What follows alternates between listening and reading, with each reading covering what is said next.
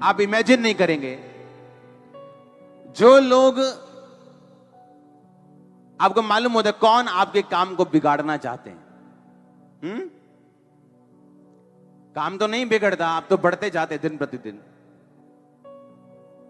लेकिन आपके दिल में एक कड़वाहट आ जाती कि मैंने इसके लिए इतना कुछ किया और ये बदले में मुझे क्या दे रहे हैं। आपको यीशु मसीह को याद करना है, जिन लोगों को उसने बचाया उन्हीं लोगों ने क्रूस पे चढ़ाया। समझो मेरी बात, सुनो ध्यान से। पिछले दिनों में ये लोग, मेरी कुछ लोग नहीं जानते, जो जो लोगों ने मेरे काम को खराब करने की कोशिश की, मैंने उनकी ग्रोथ के लिए प्रेयर की है पिछले दिनों में, कि वो बढ़े आत्मा में, शरीर में, ब्लेसिंग में। एक बंदा था मेरे खिलाफ बोलता था और लोगों ने मुझे रिकॉर्डिंग भेजी उसकी, मैंने उसकी रिकॉर्डिंग सुनी, मेरे खिलाफ बोल रहा था, मेरे क्लोज रहने वाला बंदा। और कभी भी फेसबुक पे मत जाओ, Facebook is fake book for many. पता नहीं फेसबुक पे क्या क्या उसने डाला हुआ था, मैं ब्लेस ये वो। उसकी वाइफ का फोन आया मुझे कि मैं उसको डाइवोर्स देना चाहती हूं।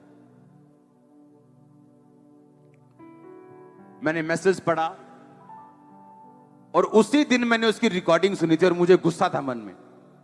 मेरा एक वर्ड उनका डाइवोर्स करा सकता था और मैंने उसे लिख के भेजा, उसे कभी मत छोड़ना, सब कुछ ठीक हो जाएगा। और मुझे यह बात मालूम थी कि अगर मुझे आगे बढ़ना है तो मुझे कुछ ऐसा करना है जो यीशु मसीह ने किया। आमीन। बहुत से लोग प्यार प्यार प्यार का रोला पाते हैं, शोर मचाते हैं। एक प्यार है जो यूसुफ के भाइयों में था, याकूब के 10 बेटों में था, एक दूसरे के पाप को ना बताना, पिता को एक दूसरे के पाप की गलती के बारे में ना बताना। यह भी एक प्यार है, पर यह शैतानी और शारीरिक है। यह फिलियो वाला प्यार है, भाइयों वाला प्यार है, हेवनली नहीं, स्वर्गीय नहीं। एक प्यार था जो यूसुफ के अंदर था कि वो भाइयों की गलती पिता को बताता था। तो परमेश्वर ने किसको ब्लेस किया, भाइयों को कि यूसुफ को? उसने यूसुफ को सबसे अधिक ब्लेस किया और भाइयों को भी किया। हालेलुया। मैं एक बात जानता था कि मुझे अपने एनिमीज की पीठ पीछे भी उनके गिरने के लिए कोई काम नहीं करना है, उनके डाउन जाने के लिए भी कोई काम नहीं करना। उनका नुकसान 1 सेकंड में कर सकता हूं मैं, पर जो मैं बोऊंगा वो मैं। इसलिए मैंने कहा, जो तुम बोओगे वो आज सफलता पा सकता है, पर जो तुमने बो दिया वो तुम काटोगे। तो ध्यान से बोना है जो तुम काटना चाहते हो। हालेलुया। कितने मेरी बात को समझ रहे हैं? कई बार माफ ना करना, जेलसी रखना, कड़वाहट रखना, दूसरे को नहीं, आपके शरीर को, आपकी आत्मा को, आपके फाइनेंस को खाली कर देता है।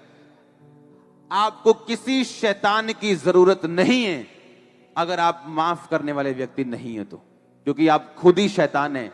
खुद ही अटैक आप पे होते जाएंगे और शैतान को कुछ करना नहीं पड़ेगा, क्योंकि आपकी कड़वाहट, अनफॉरगिवनेस आप पे अटैक करती जाएगी।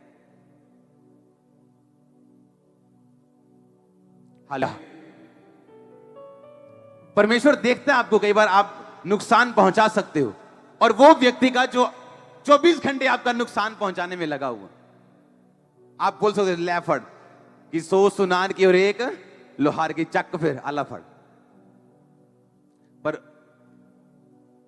प्यार प्यार बोलना और प्यार करना जमीन आसमान का फर्क है।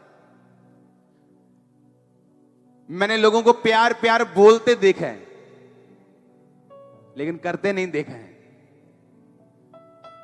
मेरे आसपास के लोग मुझसे प्यार शब्द सुनते तो नहीं है, पर बिहाइंड से देखते हैं, वो पीछे से। आमीन। आपका बाप सुबह उठ के रोज आपको आई लव यू तो नहीं बोलता ना? हाँ, जूती भाई दिखा ओए, पर वो असल में आपसे क्या करता है?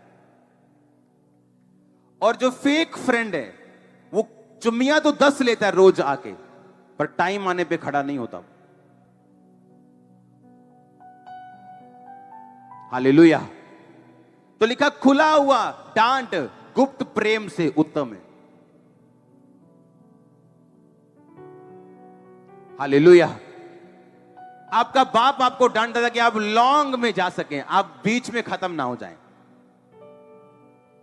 और फेक फ्रेंड को उसकी चिंता नहीं, उसे आज की चिंता की आप उसके साथ रहने चाहिए, उसे आपके फ्यूचर की चिंता नहीं। हालेलुया। अगर आप माफ नहीं करेंगे, आपको शैतान की जरूरत नहीं, आप खुद ही अटैक करवाओगे अपने ऊपर। और प्रेयर काम नहीं करेगी, दवाई काम नहीं करेगी, कुछ काम नहीं करेगा। और गलतियां ऐसी करेंगे लोग कि आप उनको थप्पड़ मारो दिल करेगा, पर आपको माफ करना है और भूल जाना है। आज मैं माफ करता हूं और भूलता हूं, आप माफ करते और भूलते हैं। तैयार हो माफ करने के लिए, भूलने के लिए? आपको मालूम है उससे आप फ्री होंगे, आपका दुश्मन नहीं फ्री होगा, आप फ्री होंगे। कंधों से बोझ उतर जाएगा, बीमारियां खत्म हो जाएंगी, आप फ्री हो जाओगे टोटल। हालेलुया।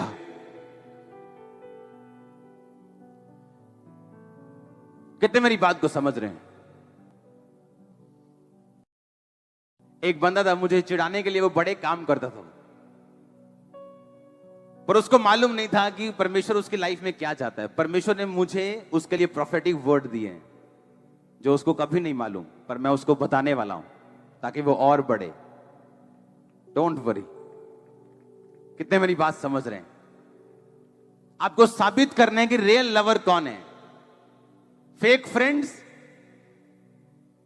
या सचमुच बाइबल पे चलने वाला एक व्यक्ति? हालेलुया। इस खजूर की डाली को उठाने से पहले आपको मालूम होना चाहिए इसका मतलब क्या है, और आपको मालूम होना चाहिए आप किसका स्वागत कर रहे हो और वो कैसा था और आपको कैसा बनना है। आमीन।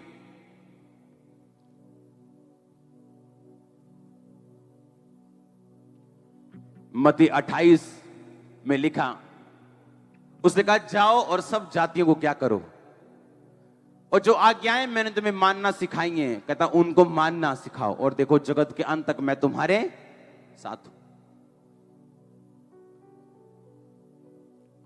मैं अपने लोगों के साथ दर्शन एक शेयर कर रहा था, और हम इंतजार कर रहे थे क्योंकि चर्च में जो बिल्डिंग बन रहा है वहां पे सारा फाइनेंस जा रहा है। अभी कोई नई चीज नहीं खरीदी जा रही, ना खरीद पा रहे हैं हम, ना ही खरीदने का कोई प्लान है आने वाले बहुत दिनों तक। कंधों से बोझ उतर जाएगा, बीमारियां खत्म हो जाएंगी, आप फ्री हो जाओगे टोटल। हालेलुया।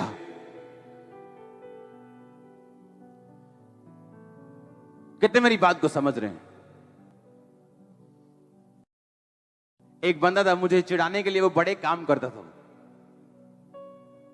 पर उसको मालूम नहीं था कि परमेश्वर उसकी लाइफ में क्या चाहता है। परमेश्वर ने मुझे उसके लिए प्रोफेटिक वर्ड दिए हैं जो उसको कभी नहीं मालूम, पर मैं उसको बताने वाला हूं ताकि वो और बढ़े। Don't worry.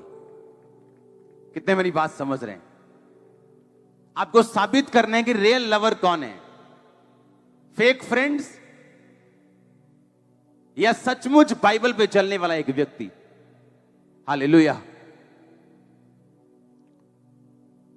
इस खजूर की डाली को उठाने से पहले आपको मालूम होना चाहिए इसका मतलब क्या है, और आपको मालूम होना चाहिए आप किसका स्वागत कर रहे हो और वो कैसा था और आपको कैसा बनना है। आमीन।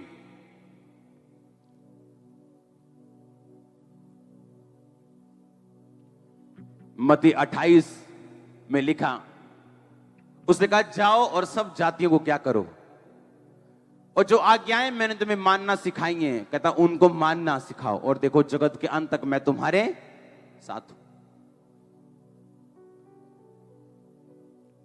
मैं अपने लोगों के साथ दर्शन एक शेयर कर रहा था, और हम इंतजार कर रहे थे क्योंकि चर्च में जो बिल्डिंग बन रहा है वहां पे सारा फाइनेंस जा रहा है, अभी कोई नई चीज नहीं खरीदी जा रही, ना